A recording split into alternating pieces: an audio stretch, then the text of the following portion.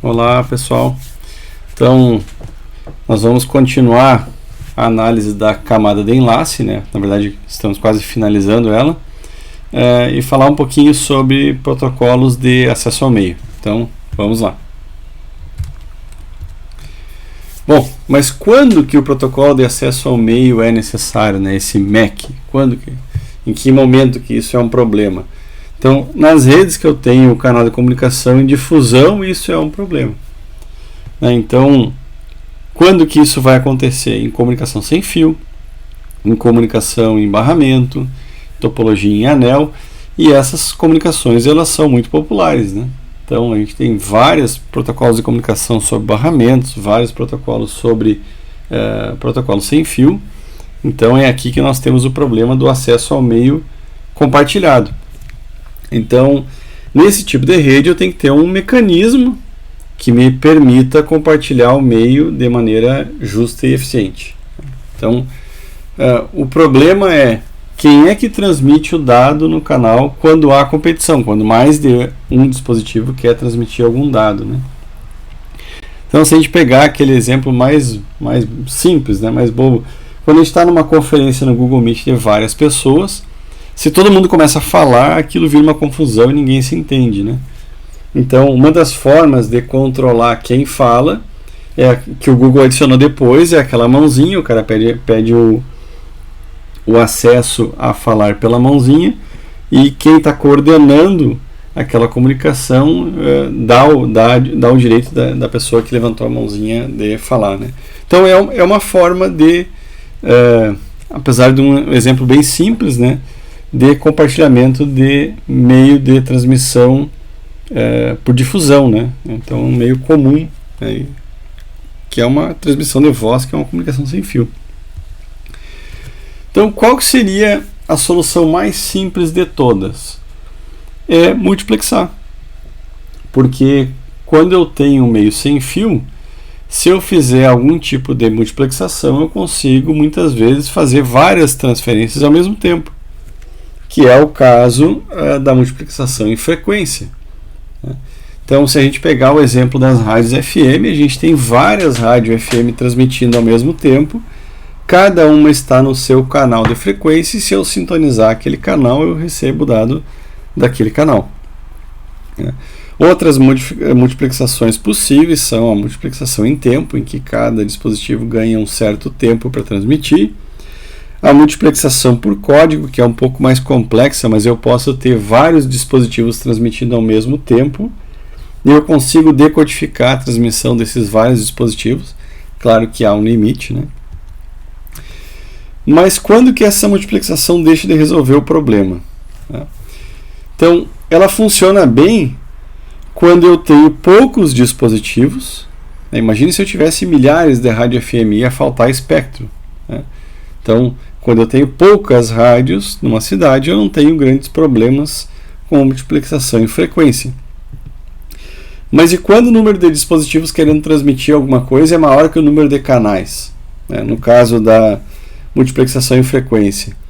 Ou ainda quando o tráfego de dados ele é enrajado, é variável, porque a rádio FM está sempre transmitindo. Mas numa rede de comunicação pode ser que eu tenha um dispositivo não transmitido no momento e que transmita um monte de informação em outro momento. Então essa transmissão é dita enrajada. Então fica difícil de alocar um canal para um dispositivo que não está transmitindo nada, né? E também deixar um canal único para um dispositivo com tráfego de dados baixo também é desperdício de banda, né? Então, fazer essa alocação de canal estática é totalmente ineficiente. E isso que a gente está falando de comunicação em banda larga, que eu posso fazer essa multiplexação em frequência. Mas se eu falar em banda base, eu não posso usar multiplexação em frequência. Posso, talvez, usar multiplexação por tempo, né? Na banda base isso é possível. Então, eu preciso de algum tipo de alocação dinâmica do canal, tá? E muitas vezes eu só tenho um canal e estou usando comunicação banda base, que é um problema maior ainda, tá? Então surgem algumas premissas quando eu uso alocação dinâmica. que os dispositivos eles têm que ser independentes e o tráfego é variável. Isso é um grande problema a ser resolvido. Então, e muitas vezes eu não tenho um dispositivo central controlando, né? Cada um tem a sua independência, né? E esse tráfego variável é outro problema, né? Que a toda hora os dispositivos podem querer transmitir mais ou menos dados, né? Então, outras premissas que eu tenho que ter nesses protocolos é se as colisões são observáveis, se existe detecção de portadora, né? A detecção de portadora, imaginem a portadora em um canal sem fio e a transmissão é um sinal de FM. Então, quem que é a portadora? É a frequência lá central da rádio FM. Então, se eu detectar aquela frequência, eu detectei que tem transmissão de dados naquele canal, né? Se eu vou usar tempo contínuo ou slotted time, né, que é o tempo dividido em janelas, né? E se esses protocolos são determinísticos ou não determinísticos. Então a gente vai começar pelos não determinísticos, que é onde eu tenho o maior problema de competição. Então imagine o caso em que eu tenho um protocolo que não é determinístico e que todo mundo é independente e o tráfego é variável. Então, de fato, é um grande problema a ser resolvido, né? E como é que isso começou a ser resolvido e quando?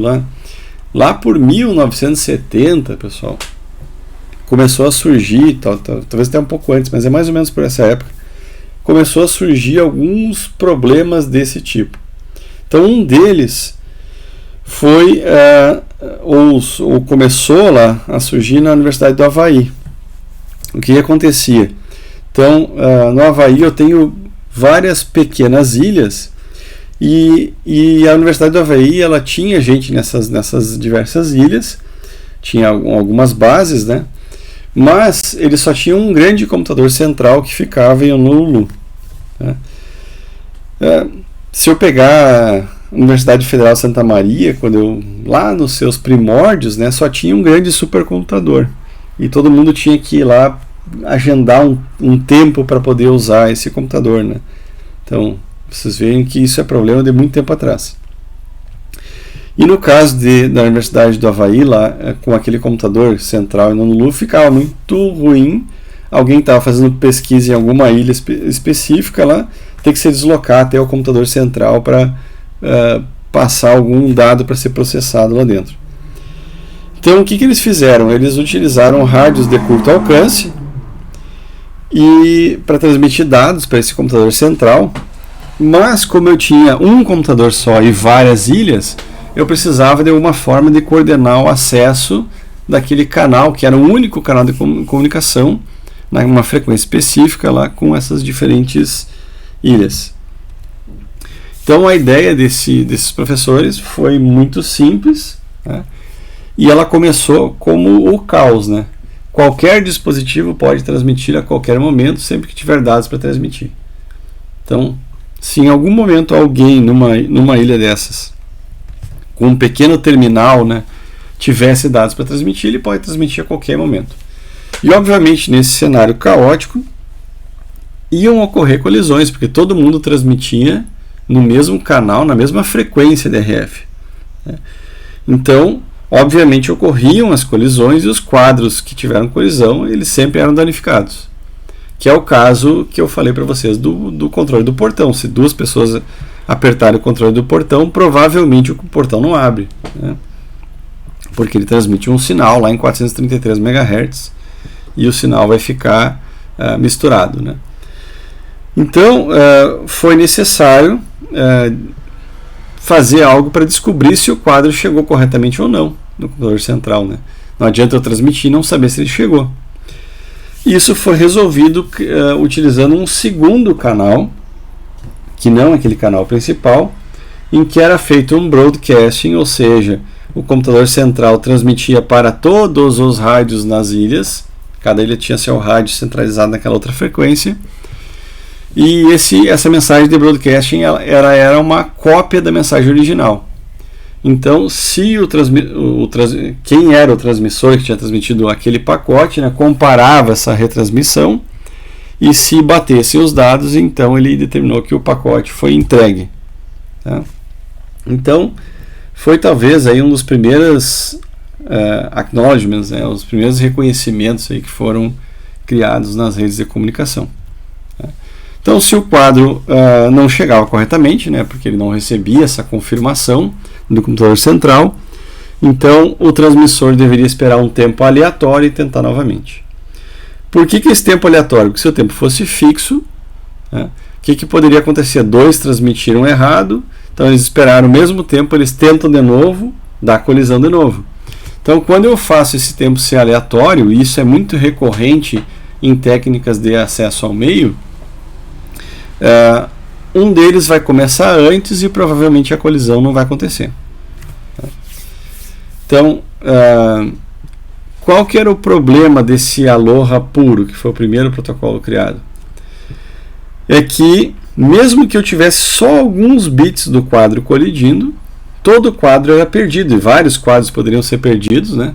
Porque era feita uma verificação de CRC, então eu tive ruído, né, que é a interferência de uma transmissão na outra, os pacotes não estavam corretos, então todos eles não eram recebidos corretamente, né?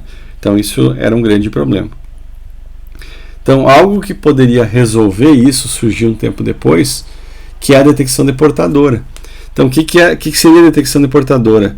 Antes de iniciar essa transmissão, eu veria que o canal está ocupado e não teria iniciado a transmissão, né? Mas na época do Aloha não se existia essa detecção de portadora, né? Então, qual que era a eficiência do Aloha nesse cenário que é caótico? E Aloha, vocês percebam, né, que vem lá do Havaí, né? Então, vejam bem, se eu quisesse transmitir esse pacote aqui, se qualquer outro dispositivo tivesse iniciado a transmissão de outro quadro em um tempo que é o tempo de transmissão desse quadro mesmo, né? Então, se a transmissão desse outro dispositivo acontecesse entre esse T0 aqui e o T, que é o tempo de um quadro, ou basicamente dentro do tempo de um quadro, né, se eu iniciasse uma outra transmissão, haveria colisão no final aqui do pacote. Agora, se algum outro dispositivo iniciasse a transmissão no T0, dentro de T0 mais T até T0 mais 2T, eu teria colisão no final desse pacote sombreado com o início do pacote não sombreado, né? Então, qual que é a área de vulnerabilidade, ou seja, que pode ocorrer colisão no Aloha puro? É o tempo de dois pacotes. Então, poder pegar o final de um anterior e o começo de um próximo, né? Então, o pior caso, ou eu preciso ter uma janela de até 2 tempos de transmissão de pacote para garantir que eu não tenho colisão. E qual que era a ideia lá? Como é que eles criaram esse Aloha? Eu tinha terminais nessas ilhas, né? E daí o usuário estava digitando um comando lá no terminal, e quando ele desse Enter, daí é que o quadro era transmitido. Então era um troço bem arcaico, né? E daí o que aconteceu? Aquele terminal ficava piscando, né? E quando viesse a confirmação do computador central, ele liberava para digitar a próxima linha. Então, imaginem que é um terminal extremamente lento, né? Vocês digitam alguma coisa, Enter, dá uma piscadinha lá, pronto, libera a próxima linha. Mas e se tivesse problema? Né? Daí ele teria que fazer retransmissões daquele quadro até o quadro ser recebido.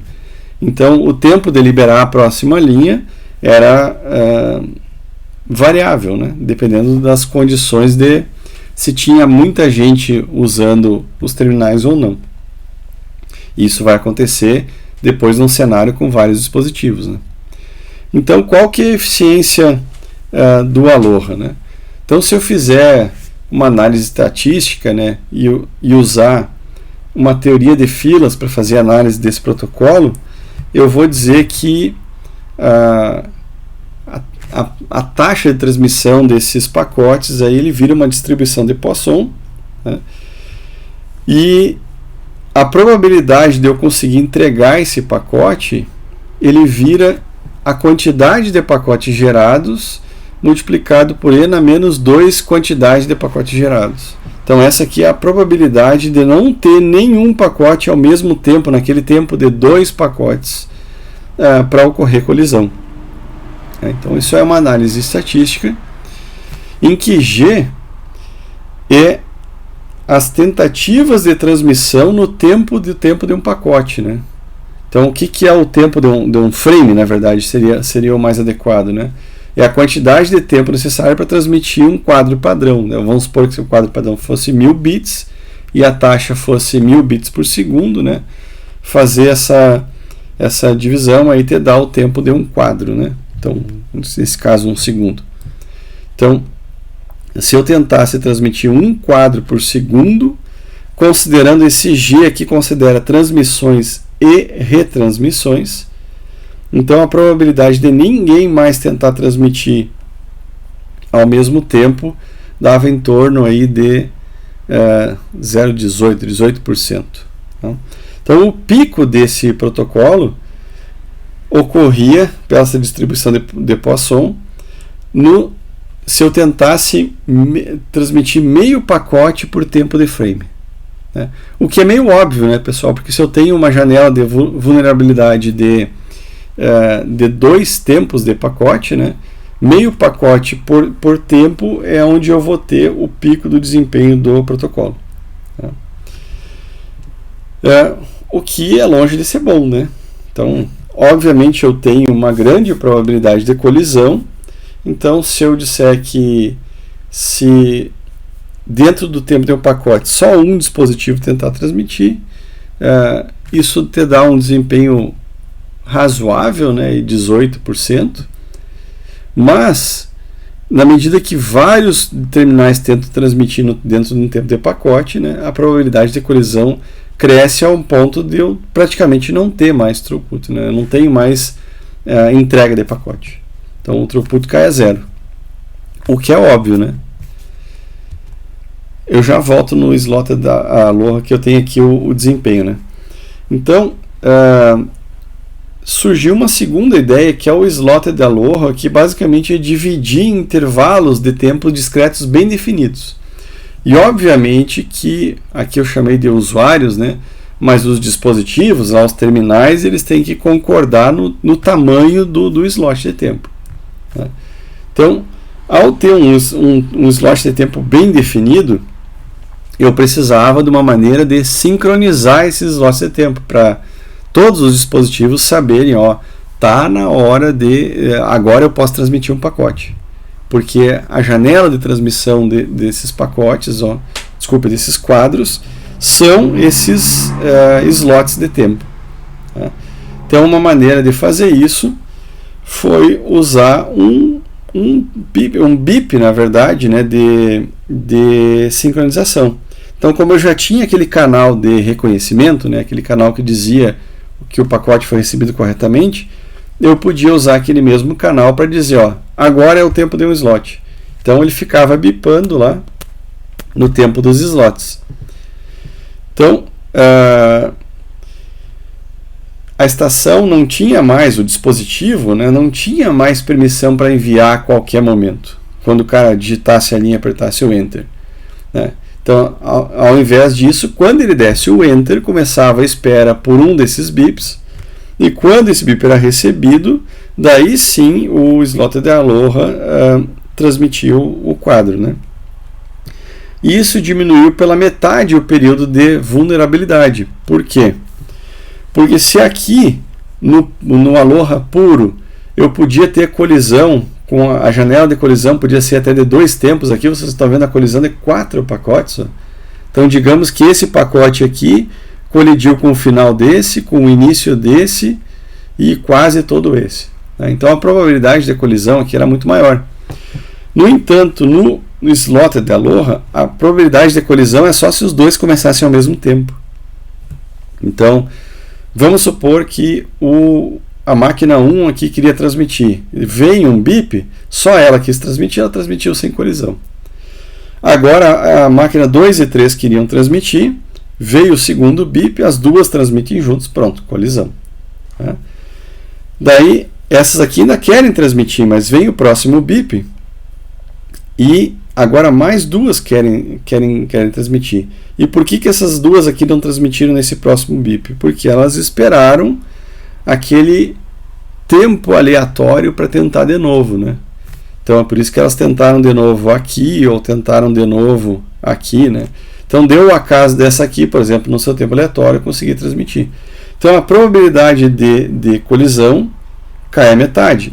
E por cair a probabilidade de colisão a metade, eu tenho aqui que o desempenho ele não fica mais em meio tentativa de pacote por tempo de pacote, né? Mas passa para 1, porque agora a probabilidade é E na menos G e não E na menos 2G, que é o tempo de pacote, né?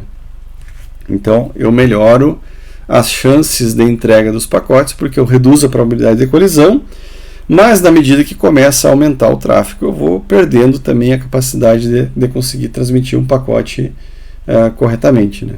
Um quadro corretamente. Então, isso foi usado lá naquela época, na Universidade do Havaí, né? Mas depois de um tempo caiu em desuso. Então isso ficou meio esquecido, né? E não dá para dizer também que não dá para dizer que a gente não entende que mesmo o slot da Aloha ele tem baixo desempenho, né? Visto que qualquer dispositivo pode transmitir a qualquer momento se ele tiver vontade, mesmo que seja no momento do bip. Se dois querem transmitir, pode ocorrer o problema, né, a qualquer momento. Então, quando começou a internet a se popularizar, né, que surgiu as primeiras LANs, o pessoal deu uma desenterrada nesse múltiplo acesso, porque eu tinha barramentos, né? E como eu tinha um barramento, eu tinha problema de múltiplo acesso. Mas o slot da Aloha ele era muito ineficiente ainda para eu conseguir usar numa LAN. Então, aquela ideia foi desenterrada, mas você pensou em algumas novas ideias para conseguir implementar algo confiável lá para uma LAN da internet.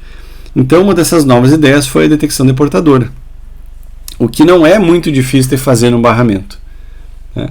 Então, eu vou escutar o barramento e se ninguém está transmitido num dado momento, então daí eu tento transmitir. Claro que isso não evita a colisão, como a gente vai ver, mas reduz as colisões. Então isso permitiu melhorar em muito o desempenho do slot da Aloha, né? Então a gente vai analisar alguns protocolos que usam detecção de portadora, né? Então esses protocolos se chamam CSMA, né, que é o Carrier Sense, ou detecção ou sensibilidade de portadora, ou detecção de portadora. Então, múltiplo acesso com detecção de portadora, né? E eles podem ser persistentes ou não persistentes. Então, o primeiro que a gente vai analisar é o persistente. Então, nessa técnica, o dispositivo que quiser transmitir, ele primeiro escuta o canal. Se o canal está livre, ele transmite os dados. Então, isso já resolveu o problema do Aloha aqui, né? Tá? Se tinha um frame sendo transmitido, ele não vai transmitir esse frame nem esse frame aqui, né? Então isso já resolve um dos problemas. Caso o canal esteja ocupado, o dispositivo espera até que o canal esteja livre, né? Então o canal ficou livre, transmitiu, né? Se uma colisão ocorrer, o dispositivo espera um tempo aleatório, coisa que já fazia lá na Aloha, e inicia todo o processo novamente. Então, por que ele se chama persistente? Porque a probabilidade de transmitir quando o canal estiver livre é 100%. Então, o canal está livre, transmite, né? Então, uma colisão vai ocorrer com certeza se dois dispositivos estiverem escutando um canal que está ocupado, e daí o canal libera e os dois vão transmitir ao mesmo tempo, pronto, colisão. Então já é um problema do persistente. Mais sutilmente, que não é um problema tão grave ainda quanto essa aqui, né? O atraso de propagação também tem um efeito muito importante nas colisões se eu considerar esse protocolo persistente. Então, o que pode acontecer? Então, pode ter uma chance de que logo após que uma estação comece a enviar um quadro, outra estação está pronta para enviar e detectar o canal livre, na verdade, aqui, Então, por que isso pode acontecer? Porque se o sinal da primeira estação ainda não chegou na segunda, né, no segundo dispositivo, então eu vou perceber que o canal está ocioso. Ou seja, tem tempo de propagação, né? Não é instantâneo. Eu coloco um sinal num cabo, se o cabo tem 1 km, ele leva alguns microsegundos para chegar lá do outro lado, né? Então eu vou ver o canal, vou achar que o canal está livre e vou também transmitir e vai dar colisão, tá? Então essa chance de colisão, dependendo do atraso de propagação, ela depende daquele produto de atraso da largura de banda do canal que a gente já viu em aulas anteriores, né? Então, se esse atraso for pequeno, que é o caso da maioria das LANs, né, porque é um cabo, a transmissão é bem rápida, né, a chance de colisão é pequena. Agora, quanto maior for o produto do atraso dessa largura de banda, mais importante se torna esse efeito e pior fica o desempenho. Então, ou seja, se a taxa de transferência é alta, tipo 1 gigabit por segundo, e o cabo é longo, daí eu vou ter muitos problemas. Então, esse é o problema que vai acontecer aqui.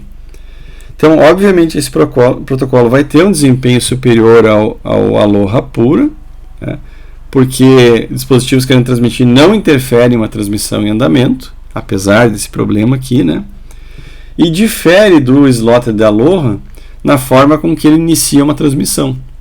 Então, em vez de esperar um bip lá que diz, muitas vezes aquele bip lá é chamado de beacon, né? Então, em vez de esperar aquele beacon para dizer pode transmitir, não, ele mesmo escuta o canal. Tá, agora está livre, então eu vou transmitir. Só isso que difere, né? Então, obviamente tem muita colisão no persistente, porque ele fica escutando o canal. Se vários estiverem escutando o canal querendo transmitir, liberou o canal, todo mundo colide, né? Então, surgiu a ideia do CSMA não persistente.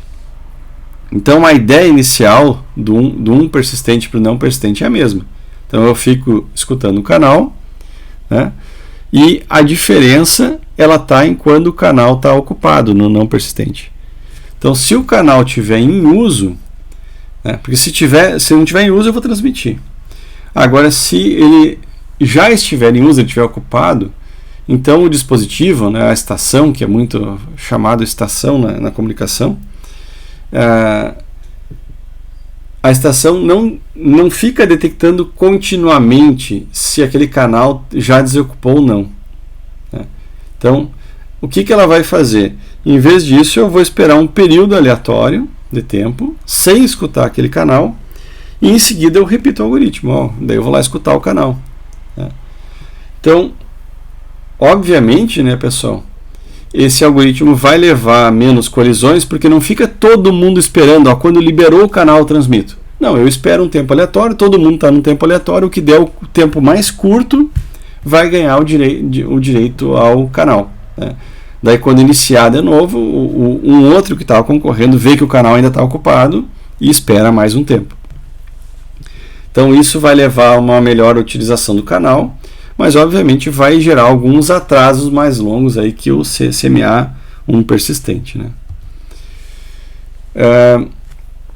E depois surgiu algo um pouquinho diferente, que é o CSMA persistente, né?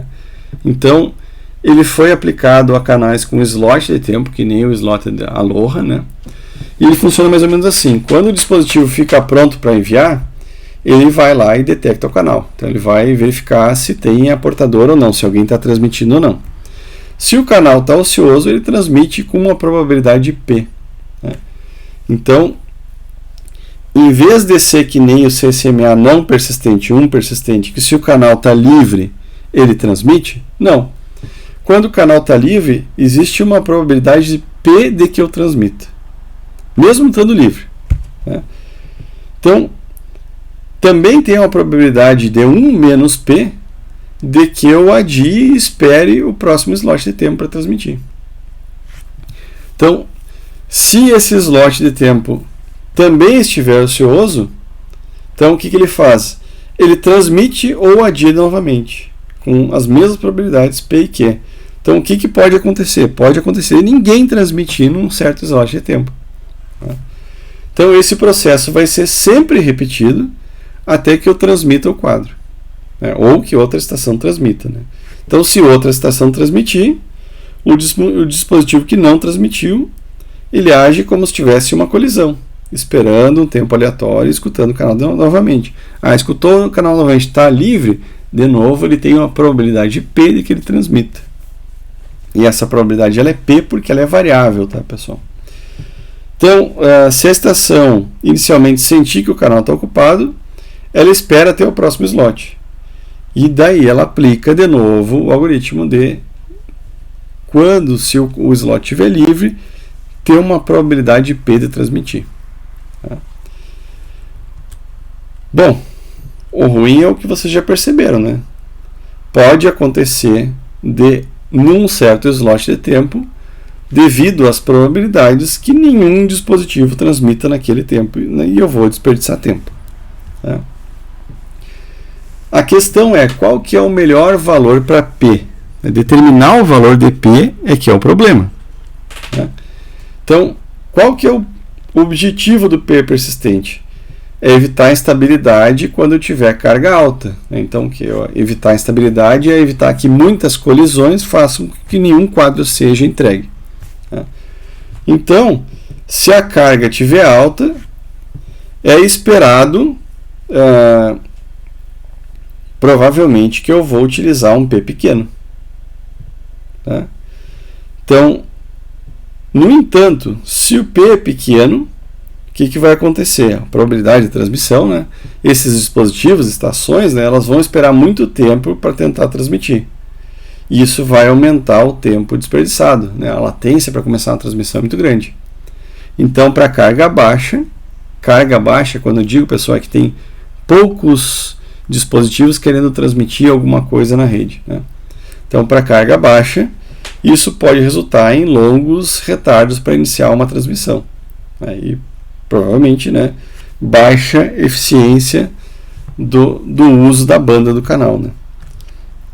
Então, por exemplo, vocês entenderem essa probabilidade, se o P é 0,1, né, que é 10%, e eu tiver uma situação de carga baixa, em que apenas um dispositivo, uma estação quer transmitir, ela poderá, em média, esperar 9 slots, né, que são essas unidades de tempo, antes de tentar transmitir. O pior caso, né? Isso pode acontecer, porque tem 10% de chance dela transmitir quando um canal está livre. E isso parece muito ruim, né, pessoal? Mas quando eu vou analisar desempenho, né, eu vou ver que quando eu tenho baixa tentativa de uso do canal, muitos desses, ou o não persistente, o 0,1 persistente, o 0,01 persistente, vão ter desempenho muito parecido. Né? O 1 persistente, vocês já percebem que a chance de colisão é muito grande, né? Agora, quando começa a aumentar o tráfego, o número de dispositivos querendo transmitir, ao utilizar essas baixas probabilidades, eu vou também ter um bom throughput, né? Um bom taxa de saída de pacotes, né? De quadros entregues. Então, essa é a vantagem do P persistente. Obviamente, pessoal, mesmo usando qualquer tipo de técnica, seja não persistente, P persistente, 1 persistente, não persistente, né? O persistente e o não persistente vão ser melhorias em relação ao Aloha. Né? Então, isso é óbvio, porque eu não inicializo uma nova transmissão se o canal estiver ocupado. No entanto, se eu tiver 2 ou mais dispositivos que perceberam que o canal está disponível, pode ocorrer colisão, como a gente já viu, né? Então, qual que é o problema da colisão? Que se eu não percebo a colisão, eu vou transmitir o pacote inteiro e só depois eu vou tentar perceber se teve colisão ou não. Então, a melhoria possível é detectar rapidamente que houve colisão e interromper o pacote, né? Então, não vou continuar perdendo tempo. Já deu a colisão, já está perdido o quadro, né? Então, isso aí melhora o uso do tempo e da banda. E essa técnica é conhecida como CSMA-CD, né? Que é com detecção de colisão, with collision detection. Tá? Então, esse protocolo de acesso ao meio ele foi muito usado lá na internet lá clássica, onde eu tinha os hubs lá. Então, era o que eu tinha lá nos hubs para detectar a colisão, né? Então, hoje, obviamente, a gente tem lá os switches, isso não acontece, né? Então, a detecção ocorre por quê? Porque o dispositivo, ao transmitir, também escuta o canal, né? Então, se o que ele lê é diferente do que ele transmitiu, é porque teve colisão, né? Então, isso é muito importante, pessoal, se os quadros são grandes. Se os quadros são curtos, tudo bem, né? Mas se os quadros são grandes, muitos bytes, né? 1000 bytes, 1500 bytes, eu nos primeiros bytes percebo a colisão e interrompo aquela transferência. E faço toda aquela... espera um tempo aleatório, escuto o canal de novo, né? Então, tudo isso continua no CSMA-CD, né? Então, se o dispositivo detecta a colisão, ele vai abortar essa transmissão, vai esperar um tempo aleatório e em seguida ele tenta novamente, né? Então, isso é bem recorrente em todos esses protocolos de acesso ao meio. Então, assumindo que nenhuma outra estação tenha iniciado a transmissão nesse meio tempo, né? Porque se iniciou, ele vai ter que esperar de novo. Então, mas quanto tempo vai demorar para que o dispositivo perceba a colisão? Isso aqui é importante, né? A resposta é vital para determinar a duração do período de contenção, né? A gente tem que entender o que é esse período de contenção. Então, o tempo mínimo para detectar a colisão é o tempo que leva para o sinal se propagar de uma estação ou dispositivo para outra, né? Mas tem como pior caso o tempo de volta. Então, como é que eu sei que deu uma colisão? Imagine que eu tenho um sinal se propagando num cabo e ele está quase chegando lá no dispositivo e esse dispositivo aqui começa a transmitir. Até essa colisão aqui ser percebida aqui, leva o tempo de propagação de ida e volta, né? Então, esse é o tempo ou a duração de um período de contenção, ou o pior caso de um período de contenção, que é quando eu vou perceber uma colisão, né? Então, considerando isso, né, eu posso dizer até que esse SMA-CD ele seria um slot de Aloha, com o slot sendo o tamanho do tempo de propagação vezes 2. Eu poderia fazer algo assim, né? Mas o quadro ele pode ser muito maior do que essa quantidade de bits que levaria para transmitir esse tempo aí de ida e volta, né? Então eu tenho uma grande vantagem do CSMA-CD nesse sentido, né? Que se eu detecto esse quadro que é muito maior, né, eu não preciso usar um slot tão pequeno, né? No slot de tempo ele pode ser até pequeno, esses slots de contenção. Mas na hora que eu ganhei o slot de tempo, eu não tenho aquele quadro de tamanho definido. O quadro pode ser muito maior e transmitir vários bytes. Então essa é a vantagem do CSMA-CD em relação ao Aloha, né? O slot Aloha ele tem aqueles quadrinhos de tamanho bem definidos, a 1000 bits, por exemplo, né? Aqui não. Aqui eu ganhei o direito de conseguir transmitir sem colisão, eu transmito o meu quadro inteiro, e no caso da internet aí são 1500 e poucos bytes, né? Então são quadros bem grandes. Então essa diferença aí vai melhorar muito o desempenho, né? Principalmente quando o tempo do quadro for muito maior que o tempo de propagação, que é o caso, né? O tempo de propagação é bem curto, porque são cabos, né? E os pacotes geralmente são grandes, então o tempo do quadro é muito maior que o tempo de propagação, né? E obviamente que esse tempo de contenção aqui, pessoal, ele é aleatório, né? Dependendo aí de ter a colisão e daí o tempo de espera, né? Que eu vou esperar para tentar transmitir um próximo quadro, né? Então, na hora que se eu perceber uma colisão aqui no T0, alguns dispositivos vão esperar alguns tempos de contenção, alguns mais slots de contenção, né? E devido a essa aleatoriedade eu consigo transmitir um quadro, né? E claro que vai ter alguns momentos em que eu tenho o dispositivo lá em idle, ocioso, sem transmitir e também sem esperar o canal, né? Bom, mas com tempos de propagação longos e os quadros pequenos, eu começo a ter problema bem grave com o CSMA-CD, né? Então, eu posso ter muita colisão aí nesse período de contenção. Mas a pergunta é, será que existe protocolo que pode evitar a colisão?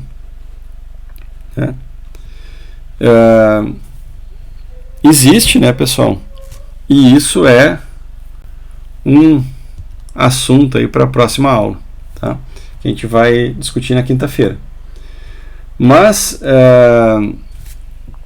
a questão é, o CSMA-CD ainda é muito utilizado? Né?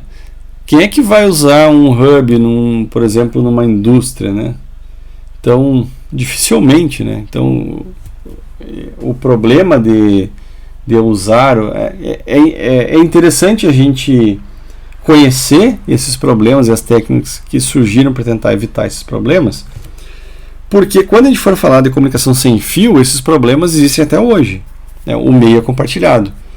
Mas, quando eu tenho cabo hoje em dia, né, pessoal, e uso a Ethernet, a Ethernet de 1 gigabit, que a gente usa provavelmente em casa, de 100 megabits por segundo, em geral ela já é full duplex com switch, né? Então eu vou ter um cabo que vai e um cabo que volta as informações e não tem esse barramento compartilhado, né? Eu tenho uma matriz de conexões. Então eu não preciso do collision detection porque não tem colisão nesses casos, né? Eu tenho um roteamento interno lá no switch e com certeza as colisões não ocorrem. Mas qualquer comunicação com barramento ainda, e existem vários protocolos que trabalham com barramento, precisam de alguma técnica de acesso ao meio. Então uma das possíveis é o CCMA-CD, e a gente vai ver inclusive que ele não é muito interessante para comunicação sem fio. Tá? Então tem outras técnicas para comunicação sem fio. Então na aula de quinta-feira a gente vai falar sobre técnicas em que ela evita totalmente a colisão. Nós vamos falar de técnicas que tentam evitar a colisão, né? E possivelmente já começar a falar de algum protocolo determinístico, né? Nós vamos falar um pouquinho também sobre, a gente falou de protocolos não determinísticos. Eu não tenho como determinar num CCMA-CD, por exemplo, qual que é o tempo de entrega, né? Ele é variável. Mas existem protocolos que são determinísticos, que eu sei que dentro de X tempo eu consigo entregar um pacote. Então a gente vai falar sobre isso na aula de quinta-feira. Até lá, pessoal.